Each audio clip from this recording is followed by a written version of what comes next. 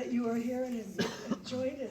Had a deficit in many areas with this story. Being Australian, I knew very little about it. I really actually realised how little I knew about the political process as well here. Obviously, Gary's upbringing was But you important. must have been a very young boy when this happened. Seriously. You're very kind.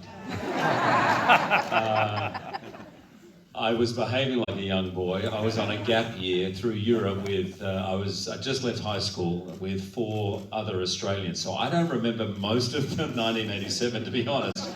But I've always figured, with any script, a big part of my job is working out everything that happens before page 1, right? So you get a lot, obviously, in the script. But it's important to fill that character out, and particularly with someone like Gary, who's so complex, so mercurial, so hard to handle on.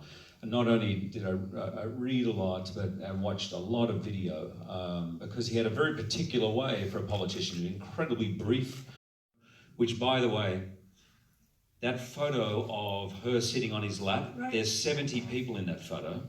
It's a party on a dock, and of course it's cut, so you just see that. 2 people. Anyway, I've lost my train of thought.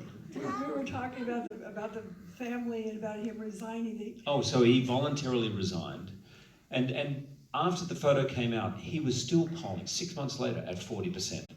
And so, that was his choice. There was something, I forgot the initial question. I'm sorry, Timothy. No, we were talking about, you said he didn't want people to think he was forced out. That he actually resigned because he didn't want to subject his wife and his son. I mean, he's a very private person, but also protective not only of his family, but protective more of the political system, I would say, than his own political skin. I think all of us can imagine, not as specific as this, but Matt Bai, who wrote the book, who's an incredible journalist. He's covered 5 presidential election campaigns. He's New York Times, magazine journalist, Yahoo News, many things. So he knew about it.